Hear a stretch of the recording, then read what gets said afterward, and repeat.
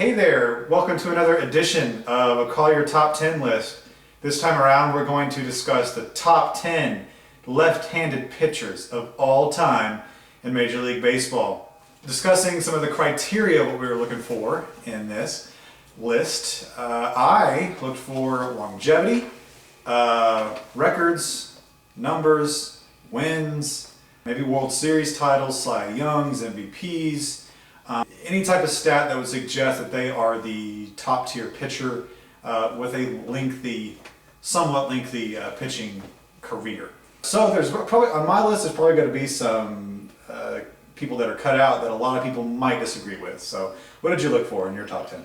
What I was looking for was, like you said, longevity was one. Records, MVP, Cy Young awards, that figured into it. But I looked for dominance over the other teams, over the other pitchers. How much better than league average were these guys?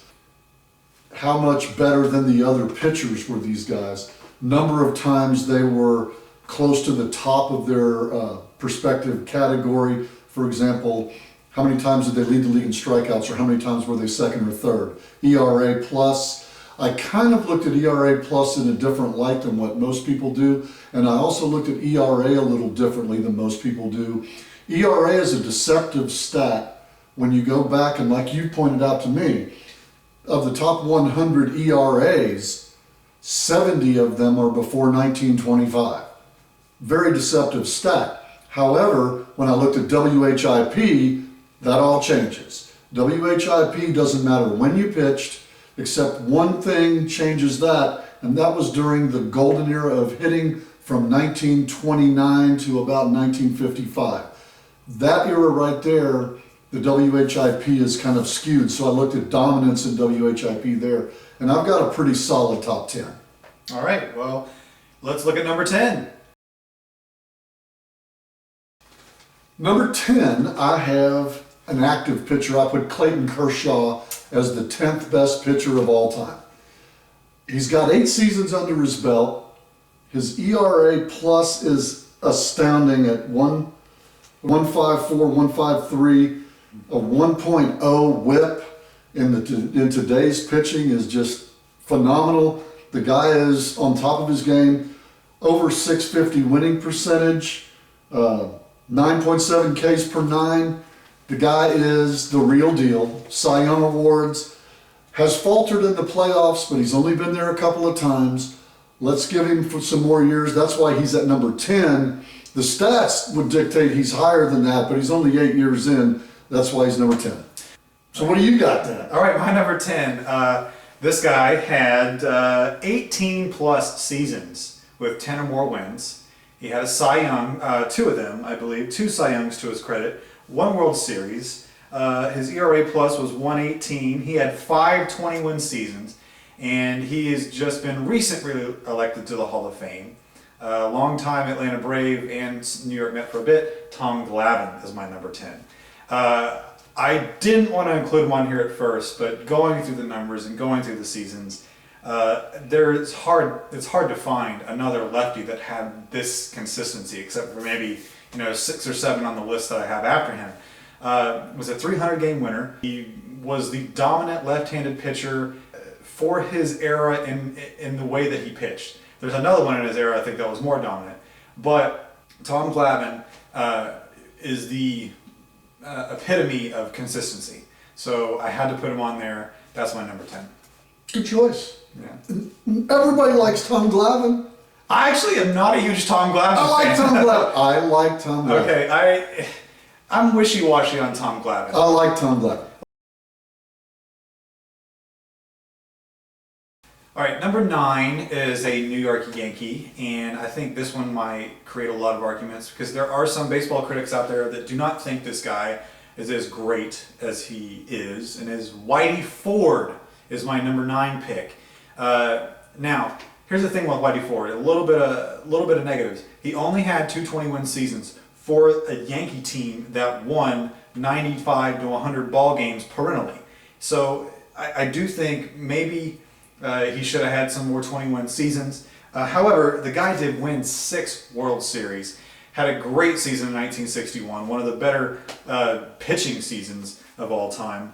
Also, he had 156 complete games, 45 shutouts, 8 All-Star appearances, ERA plus of 133. So, and if you look at Whitey Ford's numbers from 1951 or so, 50 when he came in the league to when he exited in the early to mid 60s, I don't think there was another pitcher out there that was as great as a left-handed guy than Whitey Ford. Whitey Ford definitely belongs in the top 10. There Okay. is no doubt about it. How can you argue Whitey Ford? I like Whitey Ford, just like I like Tom Glavine. I like Whitey Ford. My number 10, Number 9. number 9. I already did number 10. I'm at number 9. My number 9, I'm going to go to the Detroit Tigers, and I'm going to list Hal Newhouser as my number 9. Newhouser pitched during the war era, and what I have done, I have looked at the stats and the dominance of these pitchers. Kershaw, he's a today pitcher, but I took these pitchers and put them on what they would do today. And if Hal Newhouser was pitching today, he would increase as a strikeout pitcher 11-fold over what he did compared to the all-time averages. That means that Hal Newhouser strikes out about as many batters as compared to his contemporaries as somebody like Randy Johnson. He was that good of a strikeout pitcher during the 40s when they didn't strike out. Also, Newhouser didn't allow home runs. You did not hit home runs off of Hal Newhouser during an era when a home run was in the golden age. I like Hal Newhouser, World Series champion, MVP Hal Newhouser, number 9. He didn't make my top 10. And he was one of the ones that I did look at quite thoroughly. And for World War II stats, yes, he was extremely dominant. But if you look outside of the realm of World War II, he becomes more of a 500 pitcher, I think. In his entire career, Hal Newhouser, if you compare him to 2014, Hal Newhouser is 1.7% above league average across the board. That's how good this guy was during a career. That's why he's on my top 10. A lot of people they disregard the war years as depleted talent. Hey, the guy was there. That's when he played. And the guy was the best of his era, without a doubt. No pitcher during the 40s was as good as Hal Newhouser, and that includes Bob Feller. That's true. I would put Newhouser. Well, I don't know. I don't know about Bob Feller or not. I mean, but as left-handed pitchers go, yeah, there wasn't anybody in the 40s that could top him. That's why we have this discussion. It's kind of nice. Better than Bob Feller? Better than Bob Feller. Okay.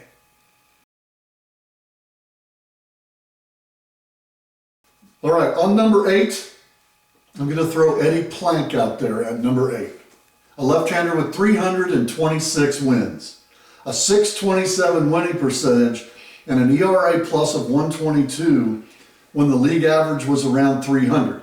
3.00 ERA. What does that mean? That means his whip at 122 is that much better than 3.0, which doesn't give you a lot of room to play with. I know those stats don't mean a lot, but if you'll look at the graphs, and I'm sure Gentry's going to post the picture graphs as we play with them, he's going to show you differences in cards. Eddie Plank in today's game, in 2014, would be a dominating pitcher, striking out approximately 1 out of 8 batters that he faces in today's game. It's better than league average. In fact, it's far superior to league average from when he pitched almost 6 times. He's also a multiple World Series winner, too. Eddie Plank is an amazing choice on that list. So for my number 8, I am going to go around a little bit in his era and a little bit before his era. And I'm going to go with a fellow Philadelphia Athletic, and I'm going to say my number 8 is Rube Waddell. Now, we had some discussion prior to this about, we didn't tell each other our list, but we did discuss like who we put on there, who might, and we didn't really think Waddell was going to make the list. Then I started looking more into detail of his stats. 6 seasons in a row, he led in strikeouts in the aughts of the 1900s. 300 one year. 300 one year, yes. He also has a 2.03 FIP, which is one of the highest on the list. Probably one or two on this list. Also, ERA plus of 135 and 50 shutouts thrown. And another reason that I put Rube Waddell on here is he's a great pitcher, did win a World Series title, and they didn't give Cy Youngs back then, but I imagine he probably would have won 2 or 3 of them.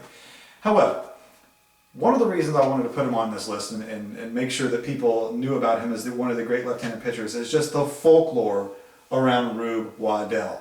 This is a guy that the opposing teams would hold up puppies to try to get him distracted, and it would distract him. He would hear a fire whistle or a train whistle. I can't if it's a fire or a train. Once he heard that, he would sprint and run off the field because this guy was just a little bit loopy. And he's just one of the great all-time stories of Major League Baseball, and he was one of the greatest left-handed pitchers as well. Now his career was cut a little bit short. He did suffer from more physical ailments. I think he had some personal issues that he dealt with.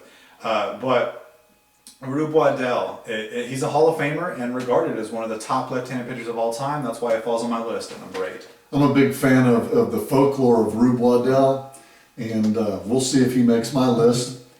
But what I don't like, the one thing that gets me about Waddell is he kept getting traded, and even Connie Mack got rid of him. Evidently problems with teams. That's kind of a down in baseball. I know that you, Brian Kenny, don't think about personality, but it is there, and Rube Waddell was a personality that did not mesh with a lot of teams. My number 7 is a pitcher that won with 18 seasons of 10 plus wins, 6 20-win seasons, 4 Cy Youngs, 10 All-Star appearances, 4,136 strikeouts. Steve Carlton is my number 7. Now, he did pitch a lot of years at the end of his career where he didn't have great numbers and didn't have a great win-loss record, or whatever you could account as a great pitcher. Maybe the last 6 or 7 years of his career he wasn't stellar. However, in his prime, Steve Carlton was the best left-handed pitcher of his day. Nobody could top him. I mean, the guy had a season where he won 27 ball games, and that was nearly 50%. Team won 56. Okay, of his entire team's wins. So, I mean, no, I don't think anybody's ever done that in the history of the game. So he was that dominant. He won a World Series with the Cardinals and with the Phillies.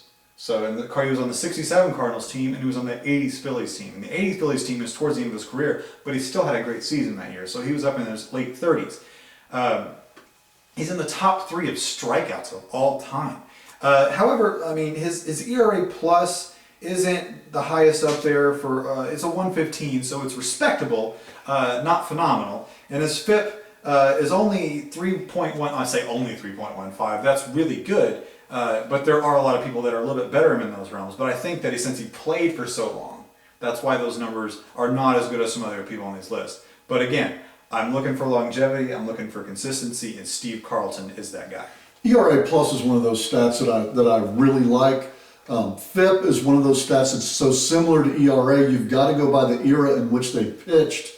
I'm not, right now, as far as comparing one era to another era, FIP doesn't get me. Comparing today to today, FIP is a wonderful stat.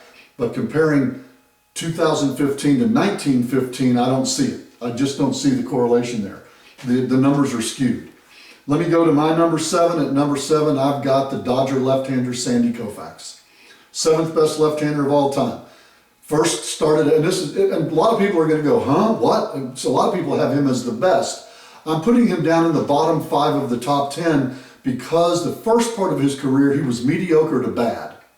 After that, and you can't blame Koufax for that, you have to blame Major League Baseball for that because Koufax didn't get a chance to pitch in the minors. He was a bonus baby, and they had to break him in the major leagues because of the rule at the time. So Koufax doesn't get to get his skill mastered until he's in his 6th season, and then he becomes the Koufax that we all know and admire. Koufax did have a 12-season career. He had a .655 winning percentage, which is astronomical. 6.8 hits per 9 innings. Okay? That means that a league batting average against Sandy Koufax is right at the 200 mark. That's nuts. That's crazy.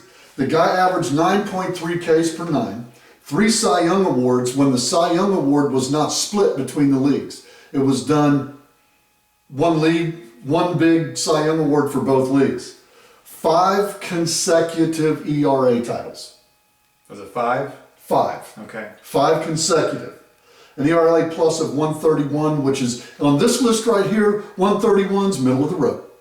Yeah. But that's due to like the first 5 or 6 years of his career. But I'll tell you this, that's still amazing. But a 131 ERA plus when the league ERA was right around 3.2. That gives him a lifetime ERA at 275, really, really good. If you go back and you make Koufax a pitcher in the 19 teens, take 60 years off of his career and put him right there back with the Eddie Planks, the Three-Finger Browns, and Christy Mathewsons, Koufax's ERA translates to 1.9. Unbelievable. You know, I adore Sandy Koufax, and he, I mean, what, won 3 World Series, 4 World Series? I can't remember. He was on the 55 team. He was on that team, but he actually was responsible for winning 2 World Series. Right. And I just have major issue with putting a guy as an all-time great for 5 stellar seasons. Consecutive ERA. Four extreme, like, best lefty seasons ever, but the 5th one before, like, the one before he started doing the consecutive 4 was, that's when people recognize that he was great. But I have major issue with putting a guy on there that only had 5 good years.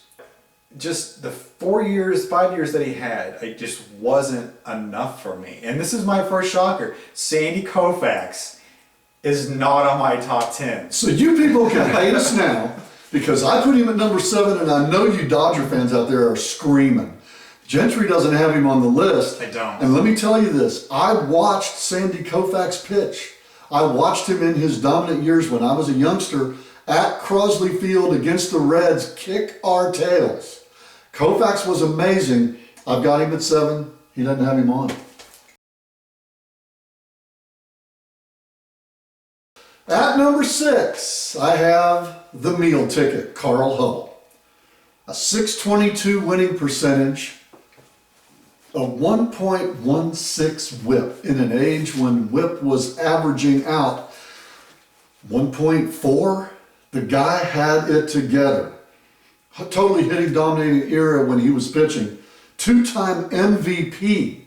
This is a pitcher when they didn't have Cy Youngs that won the MVP twice right after you couldn't win it more than once in your career. That's how good this guy was and how valuable he was to the Giants organization.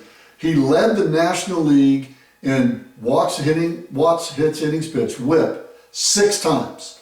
This guy was an amazing pitcher. If he was to pitch in today's age, his strikeout would improve from a -6 degrees on a chart to a 46-degree K on a circle graph, and you can show that on the chart. He would be a dominating strikeout pitcher in today's 2014 space. Carl Hubbell, unbelievable. Put him in today's game, and he is amazing. Yeah, I agree with Carl Hubbell on the list, and I'll talk about him here in a little bit. But my number 6 is a Dodger. It is Clayton Kershaw at number 6. And he recently put him on his list at number 10. And I put him higher because statistically, he's nearly better than every lefty on this list in his short 8-year career. Now, and the reason I put him higher, and as the years progress, if he continues on this path for another 5 years, he's going to be in my top 3. But he hasn't won a World Series. I understand that. But 3 Cy Youngs and an MVP for a pitcher in this day and age, that's an accomplishment. He is the leader for lefties in whip. Ever. Nobody's higher than him. And he's number 3 all time in whip. Ever. So he is too good to not put in the top 10. Now, you can argue this day and age that, hey, Madison Bumgarner for the San Francisco Giants, that guy's got 3 World Series. That is true. But he's never led the league in any major pitching category. Kershaw's won the Triple Crown of pitching. Okay? Also, Clayton Kershaw has led the league in whip and ERA, and ERA plus, and wins. Like this guy, in strikeouts, I mean, this guy is the real deal. Now, he's only 27 at this point. This is 2015. So if he can go another 4 to 5 seasons on this pace, I think that justifies us even more by putting him on this list. Now, here's the trend in baseball, though. So once a guy is 27, he's peaked out, and he's got that 7, 8, 9, 10-year contract. When he starts getting to 31, 32, like we've seen with CC Sabathia, and Sabathia, I think Sabathia is like 33, 34, but he starts deteriorating. So I don't know if that's going to happen to Kershaw. He's had some back issues. So we'll see if time can last for him and if he can still be that dominant. He would have won the Cy. He probably would have won the Cy in 2015 if it wasn't for a bad month that he had this year.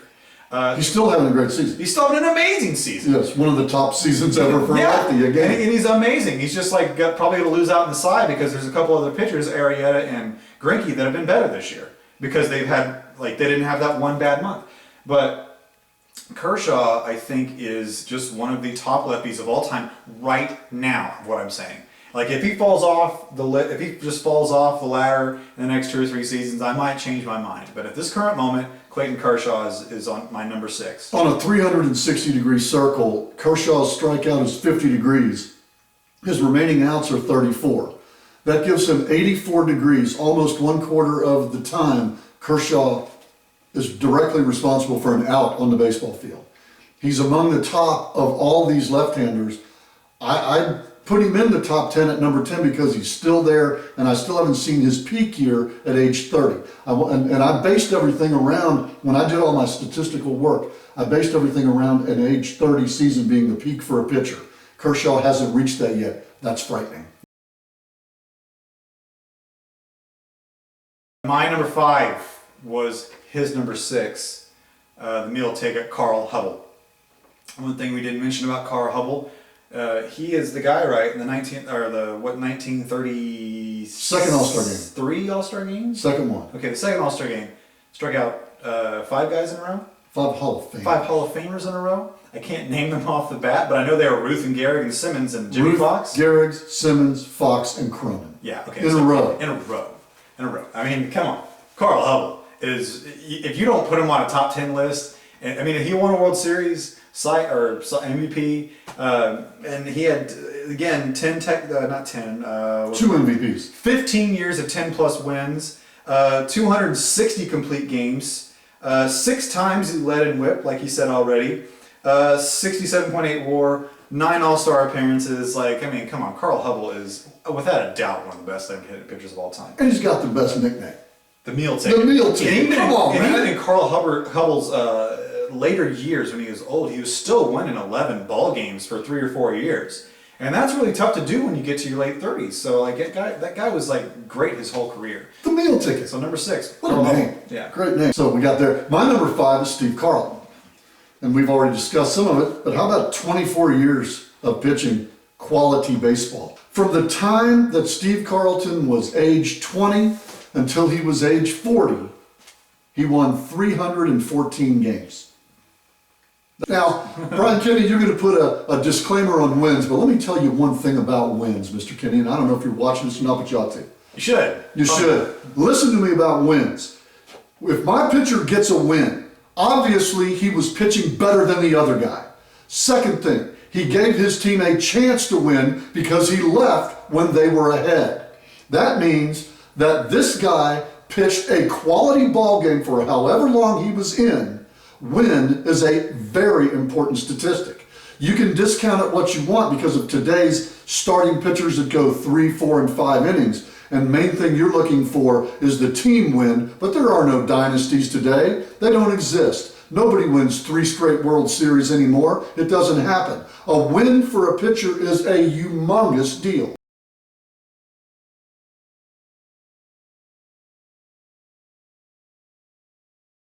At number 4, I've got a Yankee great, the chairman of the board, Whitey Ford. Wow, that's really high. Number 4, a .690 winning percentage. He pitched better than the other guy 3 out of 4 times. That's an amazing statistic. I don't care who he's pitching against. He was better than the other guy 3 out of 4 times. That's an amazing thing. Yes, he didn't win the 20 games, but he won 69% of the time that he was pitching. It's the highest ever among starting pitchers in the history of baseball.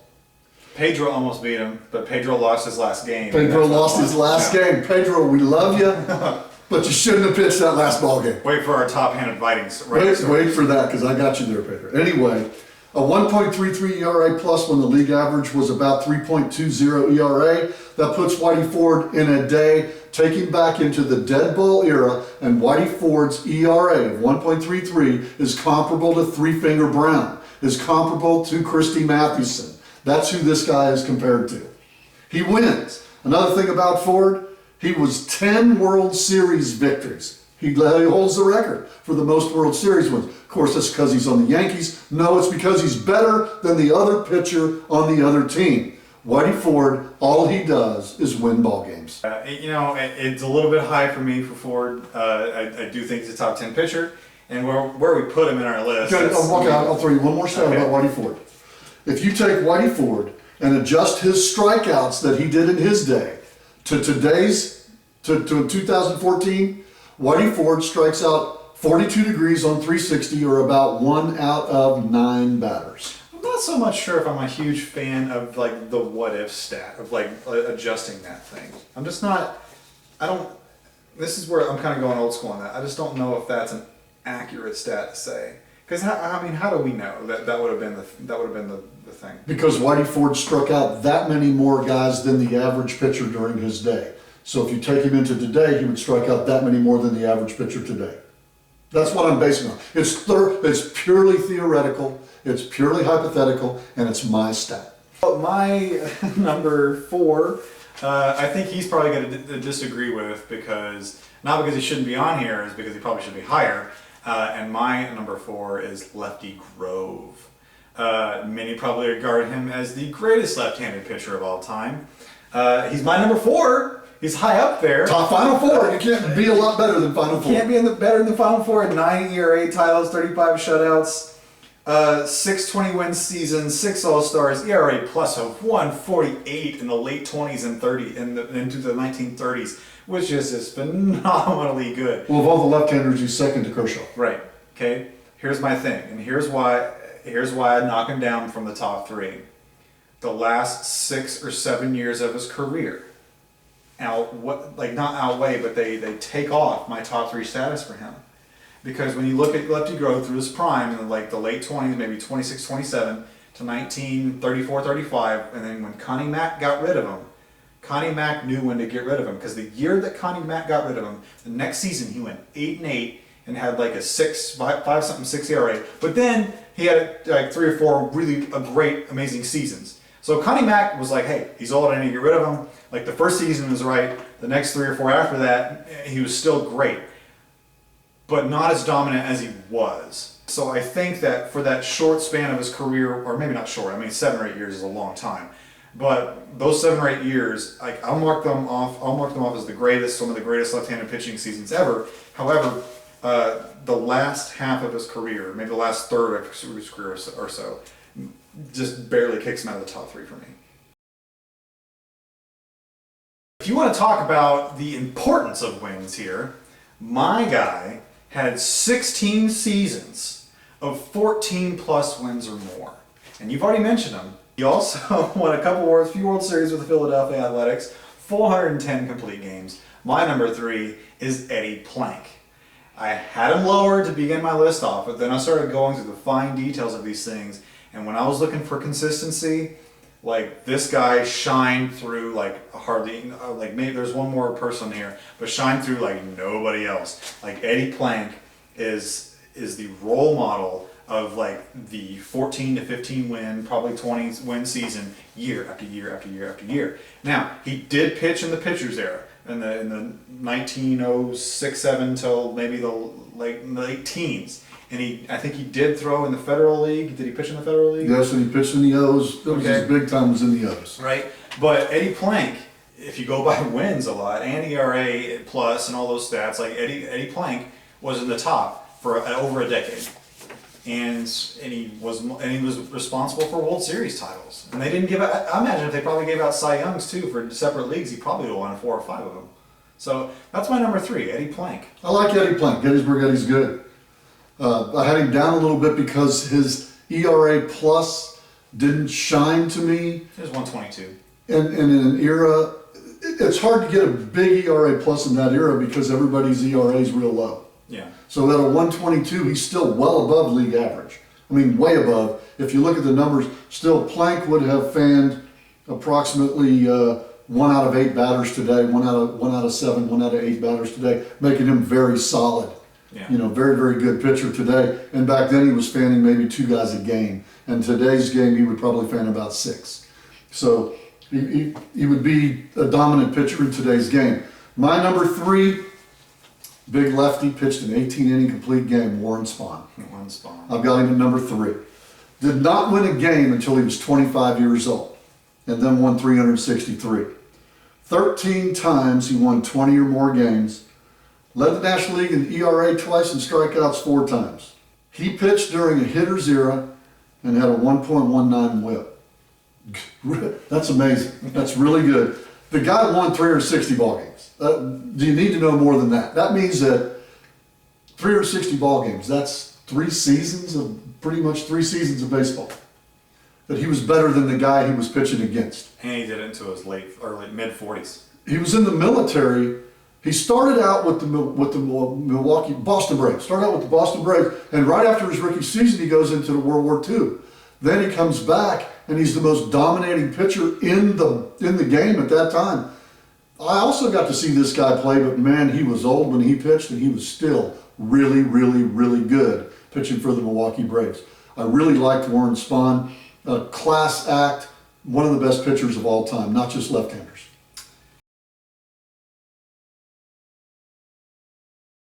Well, now we're going to the top 2. Top 2, top 1, interchangeable, but somebody's got to win, somebody's got to be second. My number 2 is Randy Johnson, the big unit. During an age when wins were not an important stat, Brian, 646 winning percentage, 300 victories. That's way better than most. That means that he wins a lot of ball games. He's better than the other guy almost every time that he goes out there. 10.6 K per 9 is the highest in the major leagues history for anybody that's a starting pitcher. Randy Johnson, the big unit. I mean, struck out 300 plus batters 6 times and did it 4 seasons in a row. That's a lot of pitches. That's a lot of durability for a 7-foot guy.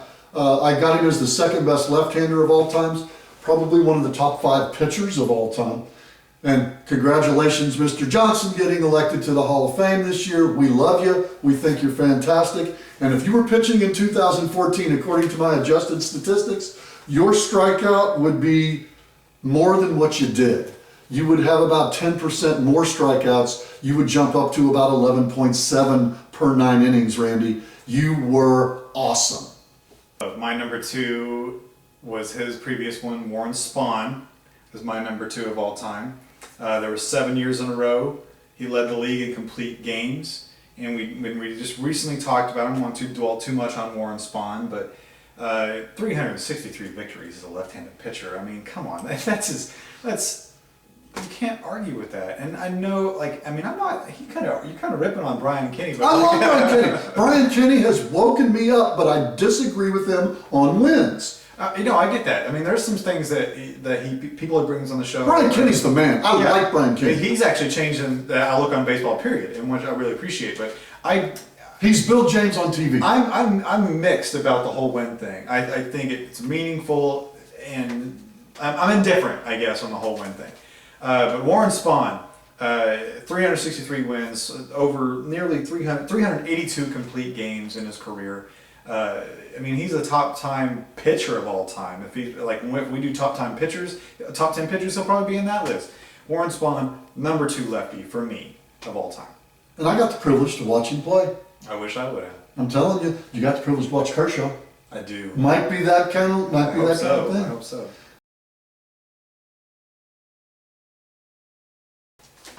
My number 1, 5 Cy Young Awards. Hard to beat that. 2 of those he finished in second place, and he should have won. His other second place victory was to Roger Clemens, and he shouldn't have won that. Clemens had a better season. So he could have possibly had 7 Cy Youngs. 10-time All-Star, 2 pitching triple crowns, and from 19, this is the reason I did not put Koufax on my list. From 1999 to 2002, those 4 seasons for Randy Johnson, for me, far outweighed what Sandy Koufax did in the early 60s. From 1999 to 2002, those are the best 4 years a left-handed pitcher has ever had, I think. So my number 1 of all time is Randy Johnson, the big unit. And one story we can't go without mentioning is the video of him throwing a ball and blowing up a bird midway, like from the pitching mound to the plate. Just blew it up. Blew it up. I mean, the guy is a legend. The guy had the worst haircut in the history of baseball. Mullet. Right? I mean, he even acknowledged it in his Hall of Fame speech. It was such a horrible haircut. Or maybe it was the interview. I don't know. We love you, Randy. But, one of the main reasons I think I put Randy Johnson on my list too is because, like, I grew up with Randy Johnson. The guy came up in the late 80s, like 1988 or so, and pitched until 2009. So for 20 years of his career, I mean, he was the best pitcher. Nobody's better than Randy Johnson the last 20, or when he pitched in the 20 years. I mean, you can argue Clemens, you can argue Pedro. I mean, there's a couple other guys you can put on that list. But Randy Johnson, and here's another reason I put Sandy Koufax on my list. Randy Johnson had a mirrored beginning of his season like Sandy Koufax, or his career. So the first 4, 5, 6 seasons with Montreal, like even with Seattle at that point too, he wasn't great. He was a dominant strikeout pitcher, but his walks were so astronomically high that you didn't know if this guy was going to be good or not. So right around when he hit the year 20, his age 26, 27 season, he fully develops into his prime, and he goes for another 15 years of being a dominant pitcher. And so where Koufax had to, and they overused him and everything. I mean, Johnson came up in his early 20s, but maybe not as a 19-year-old, but Johnson pitched into his 40s and like worked through it and everything, and had a whole back. And so that's why I put Johnson as number 1. Now, if Koufax would have had that career like that, Koufax would have definitely been on top 10, probably top 3. But Johnson is the picture guy, the poster guy that I think that every lefty needs to be. Strikeouts. He reduced his walk total eventually. Won 300 ball games. Had multiple Cy Youngs, ERAs, strikeouts. New Hall of Famer. Best left-handed pitcher, in my opinion, of all time. It's hard to argue with Randy Johnson. Hard to do that, but I have to let the numbers talk. I have to. Now, you say I didn't. I'm hating on Brian Cannon. Brian, you and I are going to go right here, and we're going to go by the numbers. 9 ERA titles. Come on.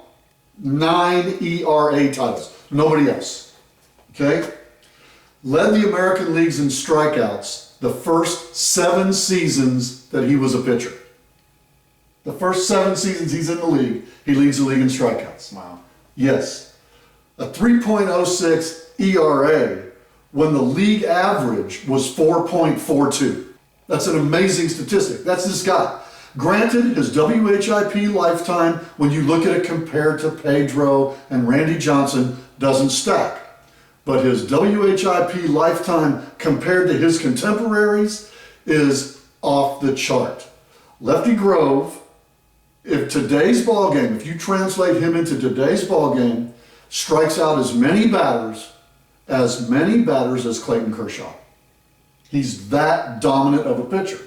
Clayton Kershaw may go on to lead the league in strikeouts for 7 years. He may win 9 ERA titles, and if he does, he's going to be my best left-hander of all time. But Lefty Grove won 300 ball games. This guy right here was 56% above average in strikeouts during his career of league average. 56% above league average. So that means that the average pitcher today strikes out about 6 per 9 innings. Grove is striking out over 9 per 9 innings. That's how good that he would be in comparison to today, just by comparing him to league average. Lefty Grove has the number 1, except for Kershaw, who hasn't been there enough, the number 1 ERA plus of any left-handed pitcher.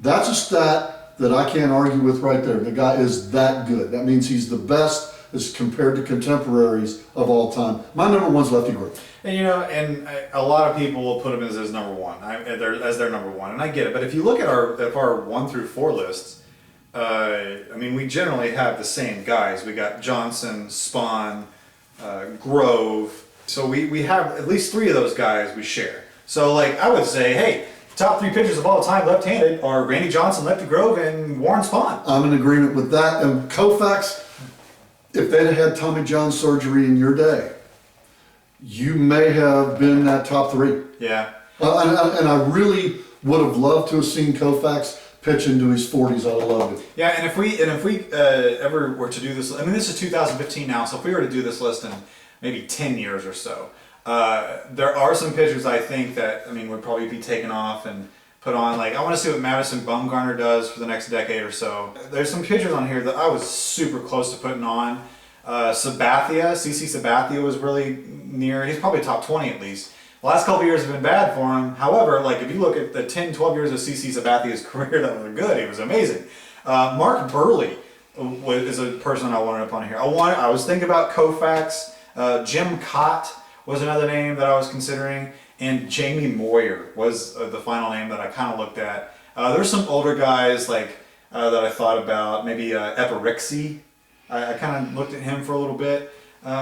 But they just didn't really have the numbers the other guys did to cut it. The one guy that I really looked at and was going to put at number 10 over Kershaw, I'll tell you, Kershaw, you are an unbelievable pitcher. I really hope you become what we all want you to be so that we can say we lived and seen the best pitcher of all time.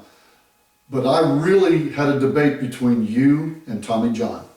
Tommy John, that's another Tommy one. John was dominant. He was. When he pitched, he was dominant, and then he had the courage to come back after the surgery, which everybody said you can't do it. Before MRIs are even invented, Tommy John is told you got to get that replaced. Job does it, Tommy John goes for it, and becomes what he was. Tommy John belongs in the Hall of Fame just because they named the surgery after him. There is never a pitching conversation that goes on more than 10 minutes that you do not hear Tommy John's name. That's right. You can't do it. That's right. Tommy John belongs in the Hall of Fame, and he was my number 10.1. Okay. All right. So he was that close. I get it. Well, awesome. This has been a great discussion. Again, you are welcome to tell us what you think in the comments. If you like it, dislike it, whatever. Just keep it clean, boys. Anyway, thanks for watching.